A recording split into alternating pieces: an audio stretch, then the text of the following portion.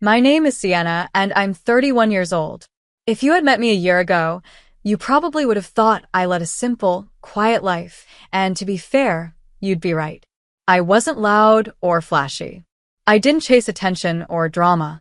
All I ever wanted was peace, stability, and a place that felt like mine. A place where I could just exist without constantly proving my worth. I lived in a modest suburb just outside Portland, Oregon, in a two-bedroom home my husband Torin and I had recently bought. It had white shutters, a small porch with two chairs, and a backyard where we dreamed of planting lemon trees. The house cost us $450,000, our biggest purchase ever. But every cent came from hard work, long nights, and patient saving. Torin works as a structural engineer, dependable and brilliant. I run a small event planning business from home. We're not rich, but we're secure. And that house, it wasn't just walls and floors. It was our future. Especially now, when I was already 36 weeks pregnant.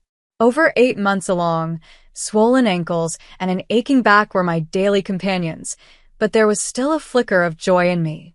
I was going to be a mother. And for the first time in my life, I felt like I was building something truly mine. Torin was my calm in every storm.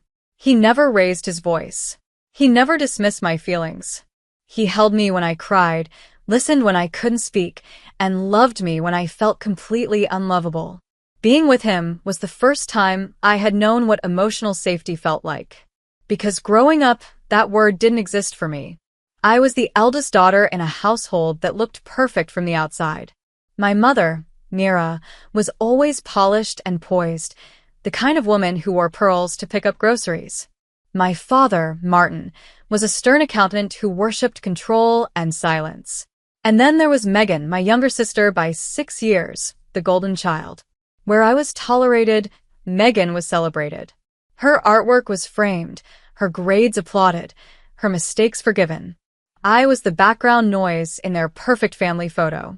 They never said it out loud, but I knew I was the obligation. Megan was the pride. When I got into college, no one celebrated. When I launched my business, my mother asked why I didn't just get a real job. And when Torin and I told them I was pregnant, Mira just raised an eyebrow and said, "Are you sure that's wise? You barely take care of yourself." I learned to smile through it all. I became a master at pretending. Pretending it didn't hurt when Megan was called the gifted one, while I was overlooked. Pretending it didn't sting when they forgot my birthday but threw Megan lavish dinners. Pretending that one day, maybe one day, they'd finally see me, that they'd love me. And maybe that's why, when the invitation arrived, I didn't throw it out. I should have. I stood in the kitchen holding the glossy envelope with my name written in fancy script, tracing the letters with my thumb. It was Megan's second wedding anniversary. A grand celebration. A night of glamour. A reminder of where I stood, on the outside. But still, that quiet voice inside me whispered, maybe this time it will be different. Torin walked in and saw the envelope in my hands. He rested his palm on my back gently and asked, "Do you want to go?" I didn't answer immediately. Part of me wanted to rip it apart and toss it, but the other part, the wounded daughter who still craved approval, said softly, "I think I need to." He nodded, his voice warm and steady. "Then we go. But if anything feels off, we leave. No explanations." I smiled faintly. I had no idea that the next time I'd see my family, I'd be bleeding near a swimming pool, my baby struggling inside me, while the people who should have protected me stood watching. But betrayal doesn't always announce itself. Sometimes, it's dressed in designer gowns and polite smiles. And it hits hardest when it comes from those who once kissed your forehead goodnight. The official invitation arrived a few days later, sealed in a thick ivory envelope with gold foil trim and an embossed monogram that screamed elegance.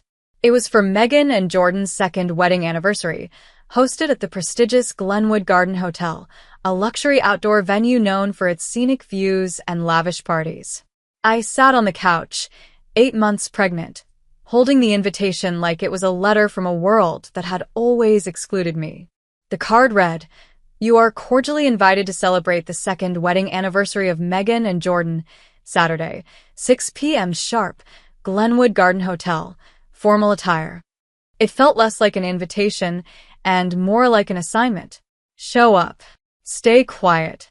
Smile for the pictures. I showed the card to Torin, who was folding laundry across the room.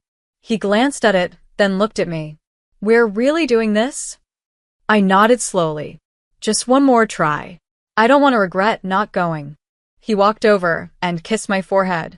All right. But the second it starts feeling wrong, we're out. Deal, I whispered, resting my hand on my belly. On the evening of the event, I took my time getting ready. I wore a soft blush maternity gown that hugged my bump without being too tight. My hair was pulled back into a low braid, and I wore a small silver necklace. Torin had gifted it to me when we signed the mortgage papers. As we got into the car, I felt a flutter inside me. A strong kick. He's active tonight, I said softly. Torin smiled, placing a hand gently on my stomach. Maybe he knows his mom's about to walk into enemy territory. The drive to the hotel took about 30 minutes. The sun was starting to dip, and golden light streamed through the windows. As we pulled into the hotel's grand circular driveway, I saw it. The white marble fountain, the string lights wrapped around the trees, the soft music playing in the background. People in tuxedos and sequin dresses were already mingling near the outdoor seating area by the pool. Torin helped me out of the car and held my hand as we approached the check-in table. A woman with a clipboard barely looked up as she asked for our names. Sienna and Torin, I said. She flipped through her list, nodded, then handed us a small card that read, Table 12. That way, she said flatly, pointing toward the far left corner of the lawn, an area near the catering service station, right next to the kitchen entrance. We followed the path past perfectly arranged tables with rose centerpieces, satin linens, and champagne flutes. But when we reached ours, it was clear we were hidden. Our table had a plain white cloth, the floral arrangement was wilted, and the view of the main stage was almost completely blocked by a support pillar. I glanced around. Everyone else was glowing under the chandeliers strung above the poolside. Laughter, toasts, and elegant camera flashes filled the air. Torin pulled out my chair. They tucked us away on purpose. I gave a forced smile. It's okay. I expected this. Still doesn't make it right. He leaned in and kissed my cheek gently.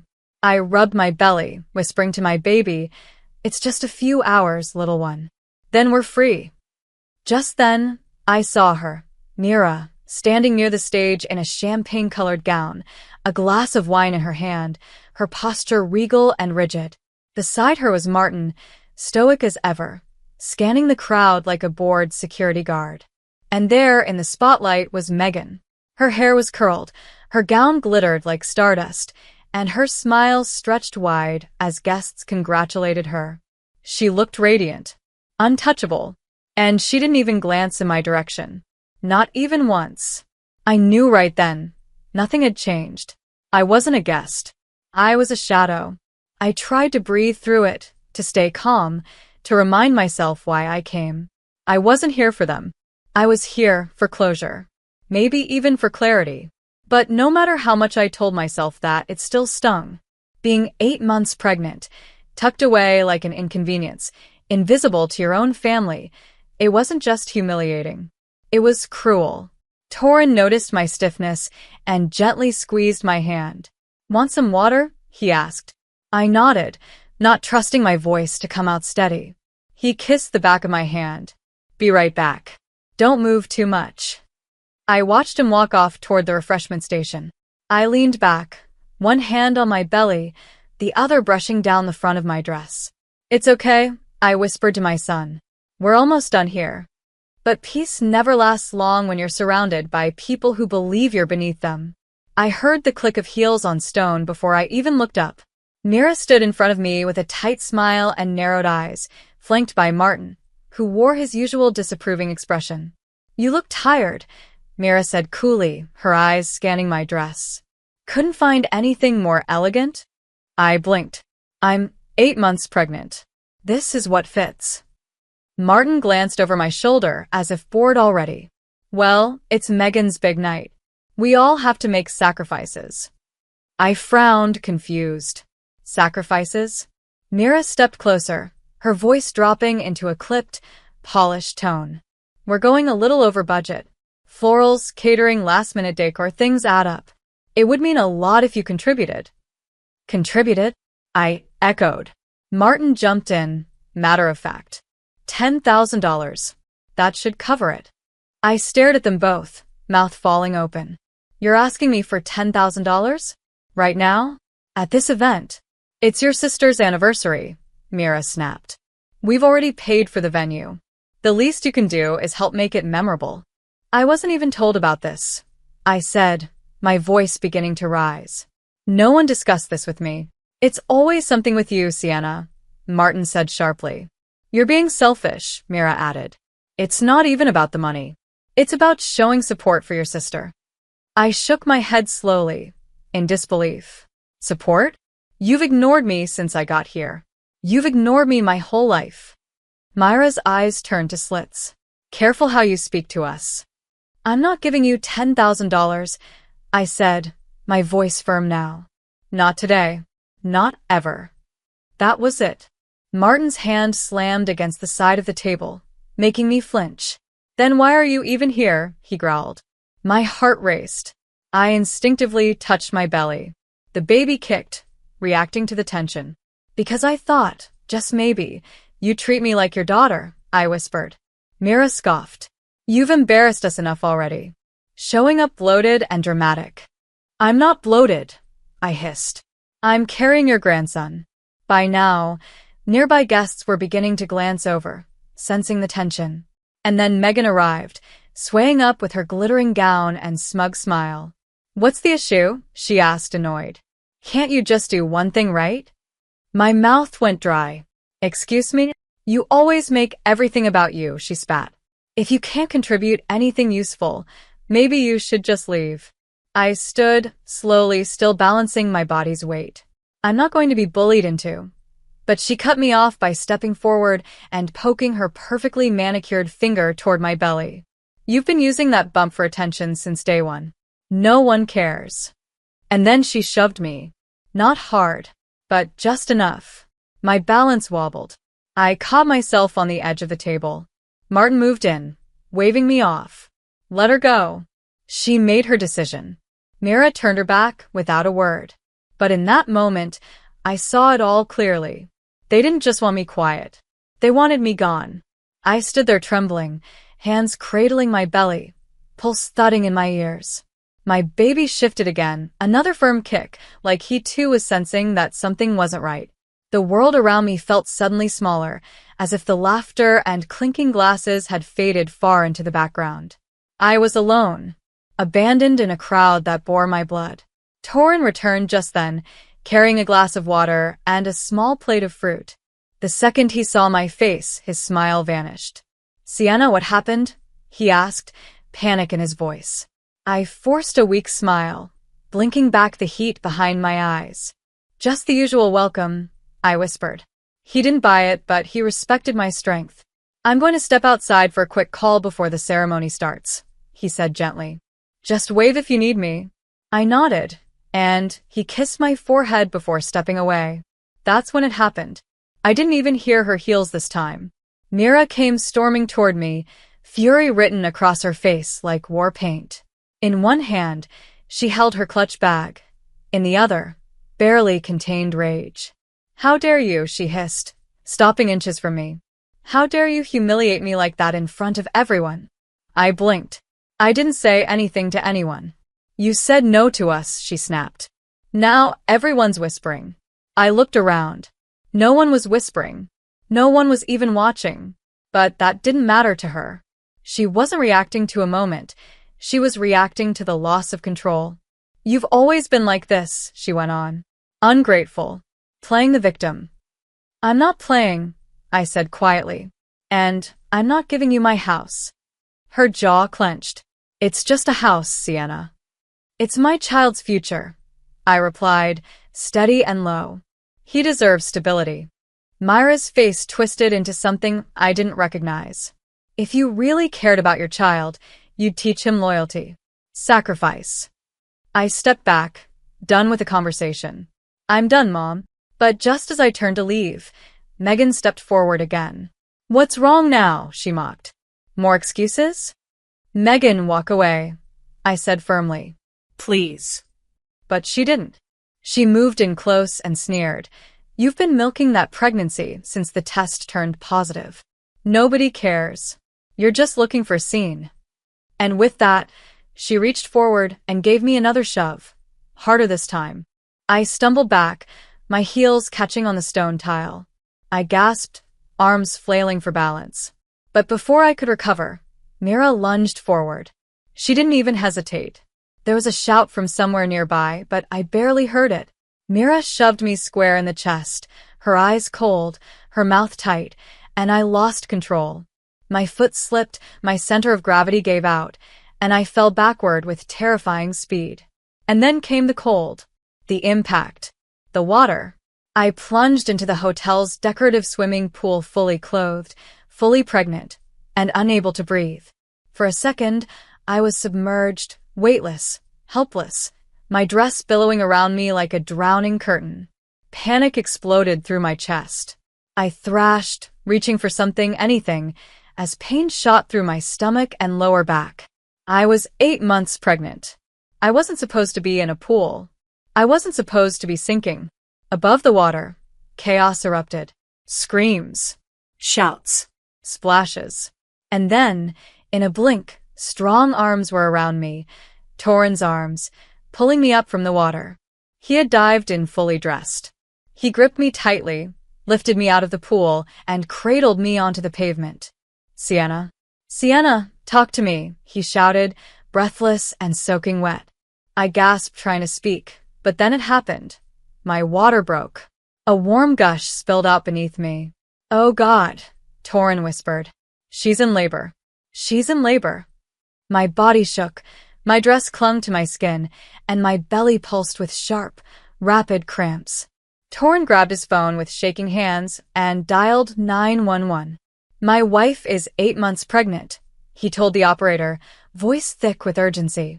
"She was pushed into a swimming pool. Her water broke. We need paramedics immediately." He turned to the crowd, screaming, "Call the police. Someone assaulted my wife." And someone did, because justice, this time, was coming fast. The scene around us descended into a chaos I'll never forget. Guests who once laughed and toasted with champagne were now frozen in shock, some shouting, others fumbling for their phones. Torin knelt beside me, drenched and shaking, one hand cradling my face, the other trying to apply pressure with a napkin he'd grabbed off a nearby table. My body trembled with each contraction. The pain wasn't just physical, it was betrayal that throbbed through my veins. "You're okay," he kept whispering. "You're strong.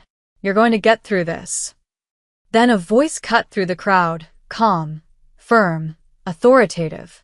"Step back." Everyone stepped back. "I need clear space." Officer Reed had arrived, tall and composed, with another officer and 3 paramedics behind him. His eyes swept across the scene and landed on me, soaked, pregnant, crying, and barely able to breathe. "Who did this?" he asked loudly. Torin pointed straight toward Mira. "Her. That woman pushed my wife into the pool. My wife is in labor. She's 8 months pregnant. She hit the water hard. She's in pain." Mira started to speak, but Officer Reed raised a hand. "You'll speak when asked, ma'am." The paramedics moved in fast. One checked my vitals, the other monitored the baby's heartbeat. "We need to transport her now," one of them said urgently. "She's contracting fast." But Officer Reed wasn't finished. "Any witnesses?" he asked the surrounding guests. A few immediately stepped forward, but then a hotel staff member came running. "There's CCTV footage," she said breathlessly. "Everything was recorded. The pool area has full video surveillance." "Perfect," Officer Reed said, already pulling out his notepad. "We'll secure the footage now." Mira took a step back. "It was an accident," she muttered. She slipped. But the guests weren't silent anymore. "That's a lie," someone called out. "I saw you shove her." "And I saw Megan push her first," someone else added. "You were all in on it." Officer Reed's jaw tightened as he turned to Mira, Martin, and Megan. You three are being detained for questioning regarding assault, endangerment of an unborn child, and public violence. You can't be serious, Martin protested. We're her family. Exactly, the officer said coldly. And you treated her like a stranger. Handcuffs clicked one after the other. Mira screamed. Megan wept. Martin tried to argue. No one listened. Meanwhile, Torrin stayed glued to me as the paramedics lifted me onto a stretcher. I gripped his hand, barely able to speak. Don't leave me. Never, he said, climbing into the ambulance beside me.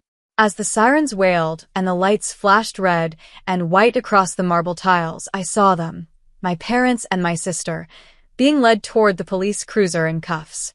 No more smug smiles. No more fake perfection. The crowd that once admired them now watched in disgust. And me? I lay in the ambulance, wet, terrified, and in pain. But for the first time, I didn't feel alone. Justice was on its way. So was my son.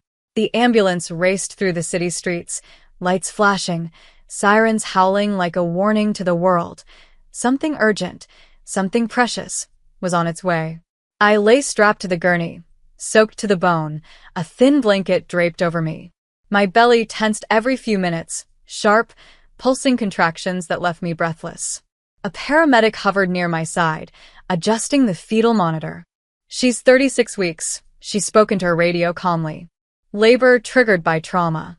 Fetal heartbeat steady for now. ETA 7 minutes. Alert maternity team. Torrin sat beside me, his soaked shirt clinging to his chest, hair dripping, hands trembling as he held mine. You're doing amazing, he whispered, though I hadn't said a word. His voice was shaking, but his eyes were steady, fixed only on me. You're going to be okay. He's going to be okay. I tried to nod, but my body felt like it was spiraling between panic and pain. I wasn't ready for this. Not like this. Not after that. But there was no going back. The contractions were coming fast now. Within minutes, the ambulance doors flew open, and I was wheeled into the bright fluorescent corridors of St. Grace Hospital. Nurses in blue scrubs flanked me on both sides, barking orders and checking my vitals. BP rising. Get the OB in here now. Get her dry and monitored, stat. Then I heard the voice I needed most, Dr. Lisa Bennett, my OB-GYN calm. Grounded. Familiar. Sienna, you're safe now, she said, placing a gentle gloved hand on my arm. You're 36 weeks along. That's early term. The baby's heartbeat looks good. We're going to proceed carefully, okay? I blinked, the lights above blurring into halos. Is he okay? He's strong, she said, nodding. Just like his mom. Torrin kissed my forehead and whispered, I'm right here. The whole way. Time blurred after that. There was no room for thoughts. Only breath and pain. Contractions ripped through me, harder and closer together. Nurses helped me reposition, coached me through breathing, held my legs when I couldn't do it myself. I cried through every surge, feeling like my body was betraying me. But Torrin never let go of my hand. You already survived the worst, he told me. This is the part where you rise. I don't know how long it took, an hour? 2? But eventually I heard Dr. Bennett's voice again, firmer this time. He's crowning. Sienna, just a few more pushes. You've got this. The pressure became unbearable. My body trembled with exhaustion. I was crying, screaming, praying all at once. And then I heard it. A cry. A beautiful, sharp, newborn cry. Not weak. Not unsure. But strong. Defiant. Alive. My son.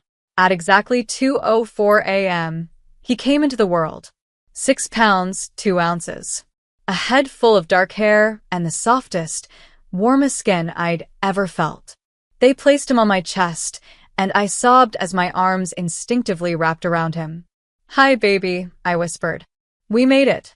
Torrin leaned over us, his face soaked in tears. He's perfect, he whispered. You both are. I held my baby tight, pressing my lips to his forehead. My body ached. My heart thundered. But for the first time in my life, I felt whole. I had brought life into the world, not just after trauma, but through it. And I had done it on my terms. We stayed in the hospital for 4 days. Doctors monitored my concussion, ran tests, and checked for any complications from the fall and the sudden labor. Every nurse who entered the room called me Mama, brought me warm blankets, and treated me like someone who mattered. Torin never left. He slept in a chair beside me, our son curled against his chest like he'd always belonged there. And as I watched them both in those quiet moments, I knew something for certain. The people who broke me didn't win. I was still here. And I had someone new to fight for now, someone who would never have to beg for love the way I once did. 2 days after I was discharged from the hospital, with my newborn son bundled against my chest and Torin holding my hand, we walked into the downtown office of attorney Brian Clark. The building was quiet, modern, and filled with the kind of confidence only justice can wear. I felt tired, still healing, but I knew why I was there. Not just for myself, but for my child, for the version of me that had been silenced for too long. Brian didn't waste time. He had a laptop open and files already stacked. "I've seen the footage," he said, sliding the screen around to face us. I watched for a moment, the image of my mother's hand on my chest, the instant I was pushed into the pool, Martin smiling at the chaos, Megan clapping like it was a joke. Then Torin pulling me out. Me soaked. In labor. In pain. Multiple guests sent this anonymously, Brian continued. And we've also secured the hotel's full CCTV footage. We've got eyewitness statements. Medical records. You have an airtight case. Torin's jaw flexed. Mine stayed still. I didn't want sympathy. I wanted action. "We're pressing charges," I said. "All of them." Brian nodded. "We'll file for assault with a deadly circumstance, because the act endangered both you and your unborn child. That includes physical assault, reckless endangerment of a pregnant woman, verbal abuse, and public humiliation." "And Megan?" I asked. "Verbal incitement and complicity," he replied. "She helped create the situation that led to your injury." "Good," I said firmly. "I don't care about money. I care about accountability." Brian looked me in the eye. "You'll have it. But be ready, they'll cry. They'll twist it. They'll play the family card. Say, it was a misunderstanding. Then I'll show up in court," I said, with my medical records in one hand and my baby in the other. The court hearing began 2 weeks later. The room was stiff, formal, tense. Mira, Martin, and Megan sat on the defense side, dressed in muted gray tones, trying to look harmless. Mira even wore pearls. Martin's jaw clenched like always. Megan stared at her lap, suddenly quiet. Their lawyer painted a picture of family misunderstanding, stress, and emotional imbalance during a sensitive event. They called me unstable, said the pregnancy made me irrational, that I slipped. But the video played clearly, again and again. The push, the impact, the guests' reactions, the staff shouting. And then came the testimony. One by one, witnesses stood. I saw her get pushed. She begged them to stop. They mocked her, clapped when she fell. Megan's husband Jordan wasn't present. He had already filed for divorce and submitted a written statement. "I can't stay married to someone who laughed while her pregnant sister nearly drowned." Megan cried when it was read out. I didn't feel sorry for her. When it was my turn to speak, I didn't cry either. I stood tall. I told the court how I had been treated all my life, how I was called selfish for refusing to give away the home I had built with my husband, how I was ignored, mocked, and ultimately assaulted in front of hundreds of people. "I'm not just a victim of one night," I said calmly. "I'm the result of years of being treated like nothing." The courtroom was silent, and when the judge finally spoke, his words rang clear and heavy. "This court finds Mira Carter, Martin Carter, and Megan Carter guilty of all charges." Mira was sentenced to 7 years in state prison with no parole. Martin received 5 years for complicity and threatening behavior. Megan was sentenced to 4 years for verbal incitement, public cruelty, and obstruction of truth. I didn't smile. I didn't cheer. I just held my baby tighter as Torin gripped my hand, and for the first time in my life, I exhaled without weight in my chest. Justice wasn't a concept anymore. It had a name, a sentence, a courtroom stamp, and I had lived to see it. 1 year passed, a full rotation of the sun. 12 months since I lay on cold stone tiles, soaked and humiliated, laboring in pain while my family turned away. But this time, the day didn't begin with tears or fear. It began with warmth. I stood on the back porch of our new home, a hand-carved mug of coffee in my hand, watching the early morning mist curl through the trees. Our son, our miracle, was playing on the rug inside, clapping his hands and babbling to himself as sunlight poured through the windows. We had named him Asher, which meant happy and blessed. And he was. He was the peace we'd never known, the beginning of everything good. After the court verdict, Torin and I decided not to return to the house where all the pain lived. Instead, we moved into a small cottage just outside the city, a place with creaky floors, wildflowers along the fence, and a little garden patch Torin tended on Sundays. It wasn't huge. It wasn't luxurious. But it was ours. No shadows. No silence. No expectations. Just space to breathe.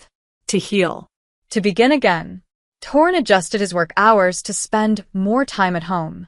I resumed my event planning slowly, working with clients who respected me, not the kind that judged my background or tried to exploit my time. And in that quiet, we built new traditions. Friday night homemade pizza. Saturday park walks. Sunday pancakes with way too much syrup. There were hard nights when I'd still hear Myra's voice in my head, accusing, dismissing. Moments when I'd wake up from dreams of falling, of drowning, of being pushed. But Torin would wrap his arm around me, and Asher's tiny feet would pad across the floor into our room, and everything sharp would soften again. I didn't just survive my family's betrayal. I rewrote the meaning of family. I chose kindness, chose boundaries, Chose peace. and on Asher's first birthday, we did something simple, something honest. We built a small bonfire in the backyard just after sunset. Torin lit it while Asher toddled nearby in his dinosaur pajamas, holding a flashlight like it was a magic wand. We roasted marshmallows, wrapped ourselves in blankets, and let the soft night settle around us. I sipped my coffee, leaned back in a lawn chair, and looked up at the stars. And then, quietly, more to myself than anyone else, I said, "They broke me once. But I built something stronger from the pieces." Torin turned to me and smiled. "You didn't just build it. You protected it. You gave it life." I looked at our son, now giggling at the flickering flames, and nodded. This is our new beginning. No more hiding. No more begging to be seen. I was no longer the forgotten daughter. I was Sienna, the woman who stood up, spoke out, and built a home where love wasn't conditional and peace wasn't earned by silence. My story didn't end with betrayal. It began with rebirth, and this time, I was the one writing it. Thank you so much for watching this story. If you felt the emotions, if the journey touched your heart, and if you believe in standing up for what's right, then please take a moment to like this video. We'd love to hear your thoughts, so don't forget to leave a comment below. Your feedback means the world and helps us bring you more powerful stories. And if you haven't already, make sure to subscribe to the channel for more inspiring and emotional life stories every week. Your support helps keep these voices alive.